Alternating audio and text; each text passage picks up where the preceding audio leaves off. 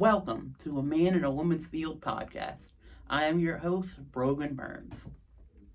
Today is April 14th. That means the WNBA Draft is tonight. As of this moment, we're broadcasting after the first round is over. So right now, we're going to get into our first round recap.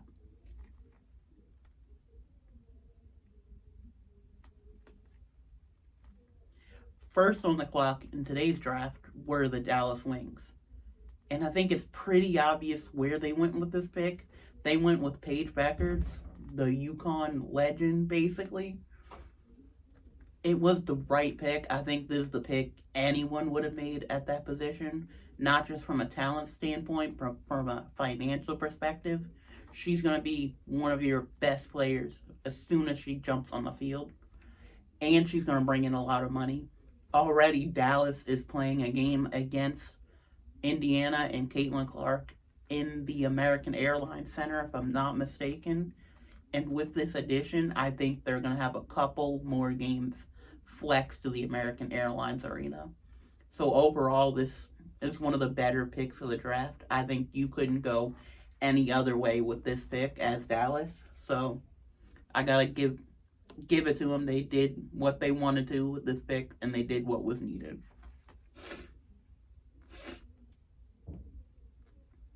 Second, we had the Seattle Storm drafting Dominique Malonga.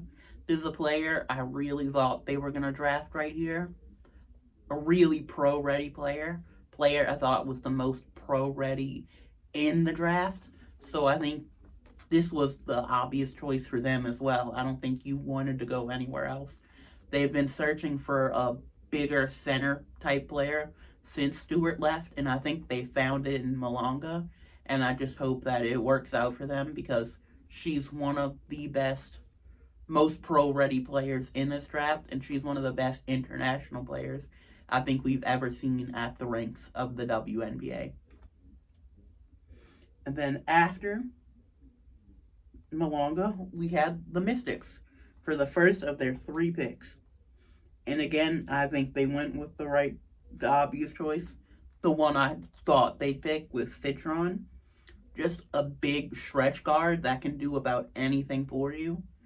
She does lack a few athleticism, a little bit on defense, a little much, but shooting as well. But I don't think you pass up on Citron here. I think she was the best choice at the 3rd pick after Beckers and Malonga went. So I think Mystics got a solid pick right here. I don't think they went too risky or too, safe. This was the right pick, I think. And the pick I'm probably more excited about for the Mystics was Kiki Ariafin, the center out of USC. Kiki is just an electric player, I think. She can do anything you want any player to do. I know she plays, 6'3", she's a power forward stretch center, but she's going to move like a point guard. She's going to shoot like a point guard. I think she's going to be one of the best players to come out of this draft. I think if anybody's going to win an MVP, I think she's going to be the first to do it. I know that's a big statement with Beckers coming out at the first round with all that she can do. But I think Kiki can do even more at a bigger height. So I think that's only going to help her and the Mystics going forward. And then the Valkyries come up and decide to choose Yuste Yotiti. Probably butchered that name, but I think this is one of the worst picks in the first round. Nothing against Yuste, but I just don't think she's a player that should have been drafted so early. I had her going 10, 11 in this draft, which I think makes a lot of sense because she's got a lot of aspects that are missing to her game, and growth is something that maybe some people don't see in her. I think she will be a good player, but I think the Valkyries really dropped the ball here with this pick. And then next, the Mystics with their 3rd pick, and Georgia Moore was the girl they selected with this pick, and I think that it's almost a steal at that level. I didn't think, not a steal, I mean, I didn't think she would go that high. I didn't think the Mystics would pick another guard, especially one that small when they already got Citron. But I think she's going to play well with the other two.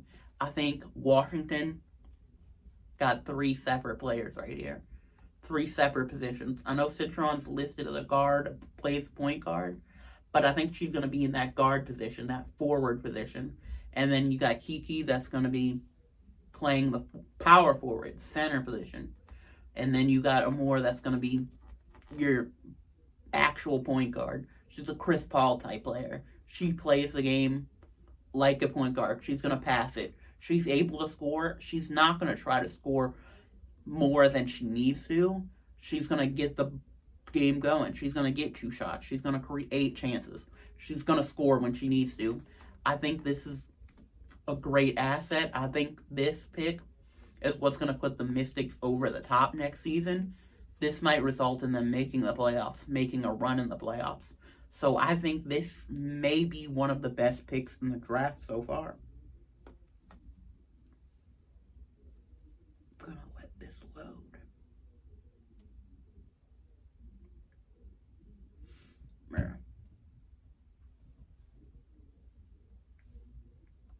We are having some technical difficulties. The draft cast is not loading for me. Let's see if we can get it up here. Okay, here we go. Live updates right here. I'm gonna see our picks. Are we gonna see them? Oh, here we go. We got them back. I don't know how I forgot this one, but Anissa Morrow went at 7 to the Kinetic Sun.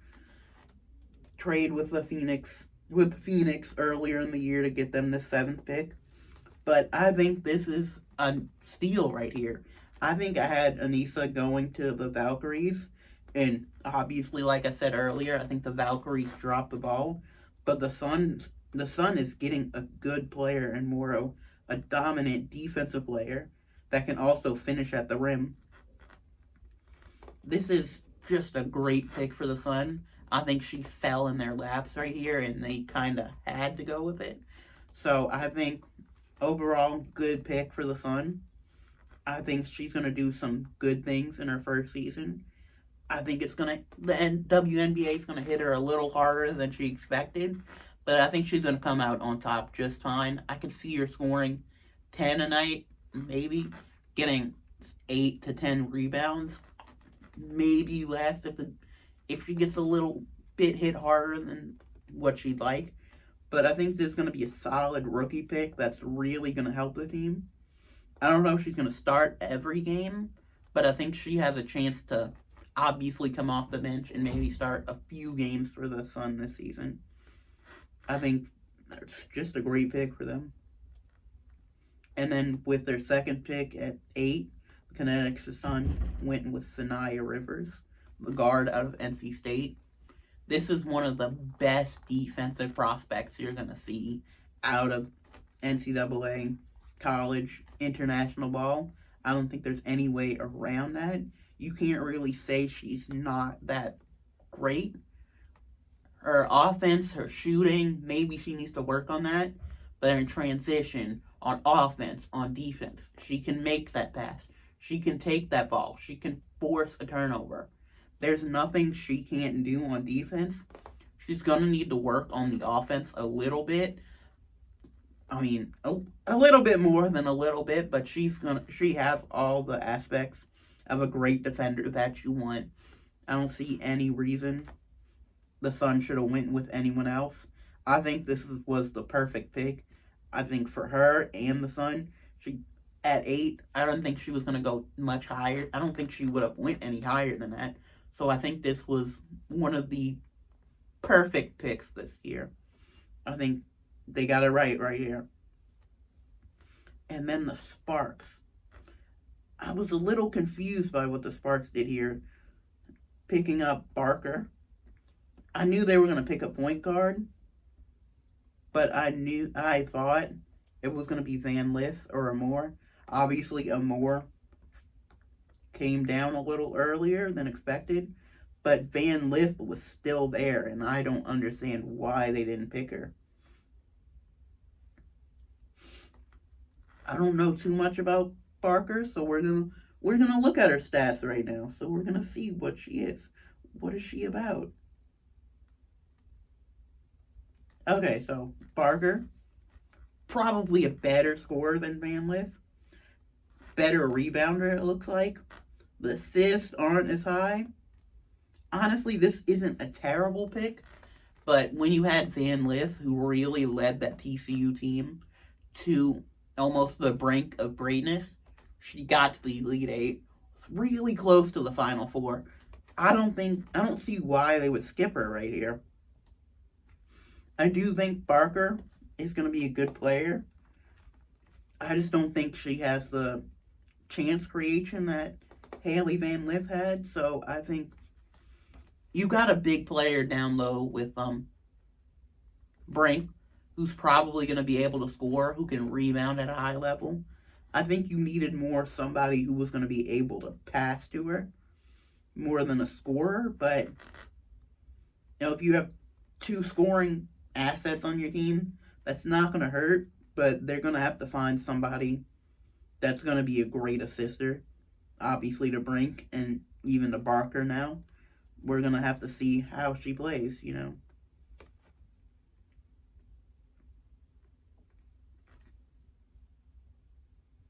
Also, Barker, definitely taller than Van Lith. Maybe that played a factor in the selection, but I wouldn't think so, with Amore being 5'5", going at pick 6. That was a little punny right there. Pick 6 right there. But there's not too much wrong with this pick. I just think they could have done better. And then you got the Chicago Sky at 10. And I think they made the right pick. The pick I chose, they went with Aja Sivka out of Slovenia. I think this is a really exciting prospect right here. She's got length. She's got speed. She's got the ability to shoot. She's also 6'4", which is pretty helpful as a forward.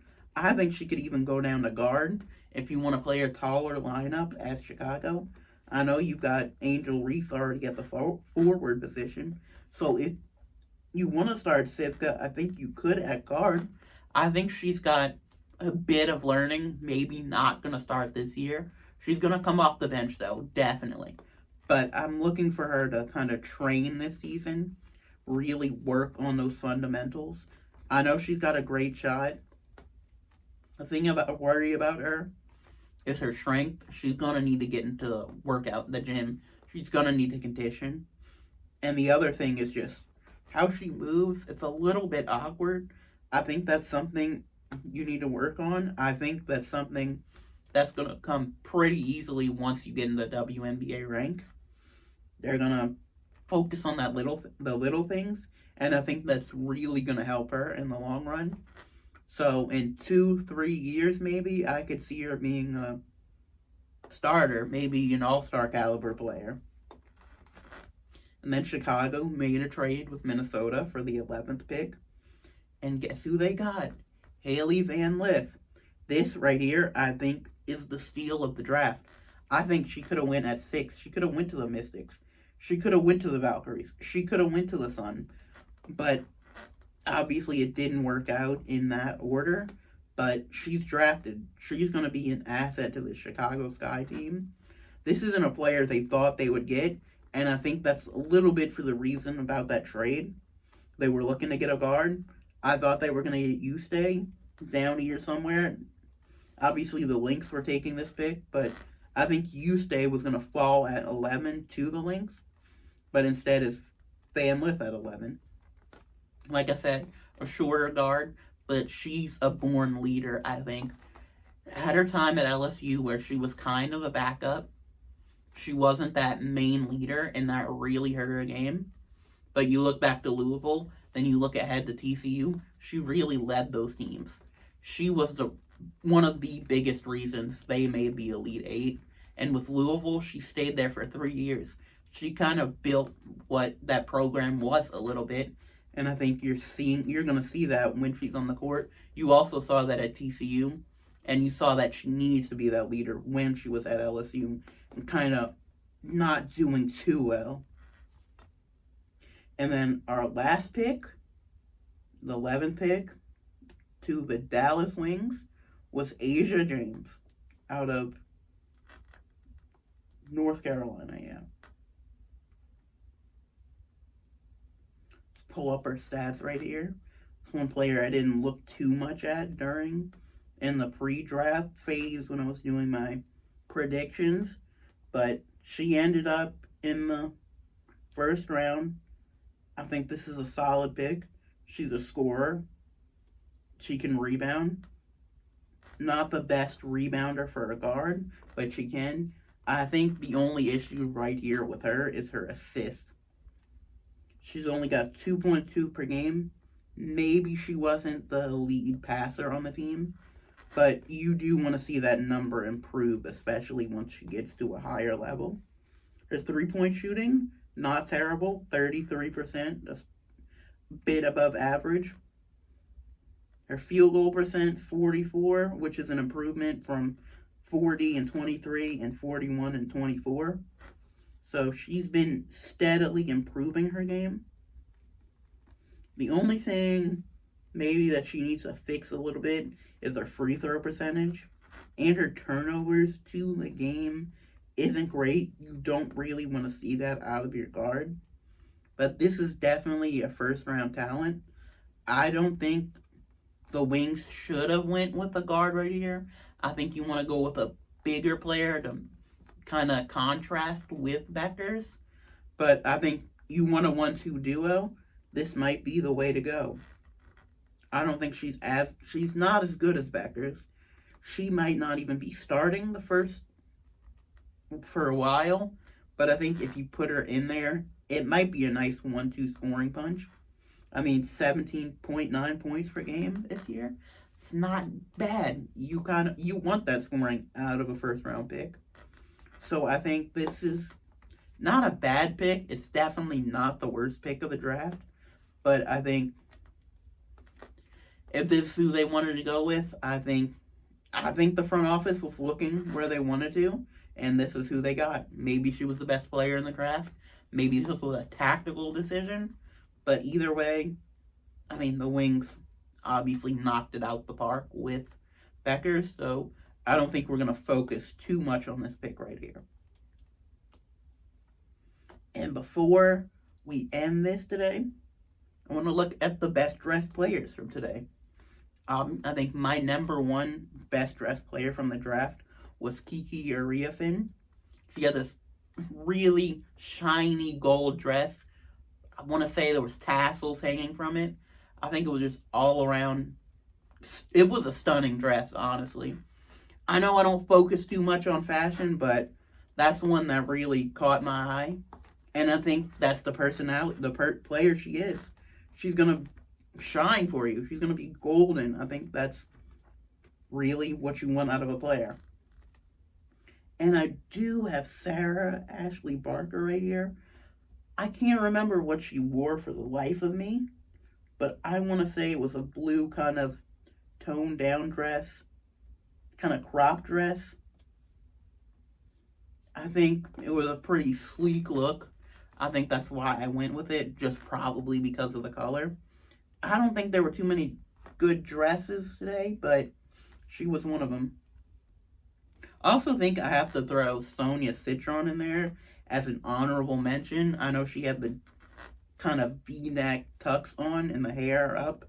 I think that was pretty sleek look. I think it really fit her personality. She's not a big come at you player. She's not going to yell. She's not going to scream. She's not going to pretend to be this huge, energetic player, this entertainer more than a player.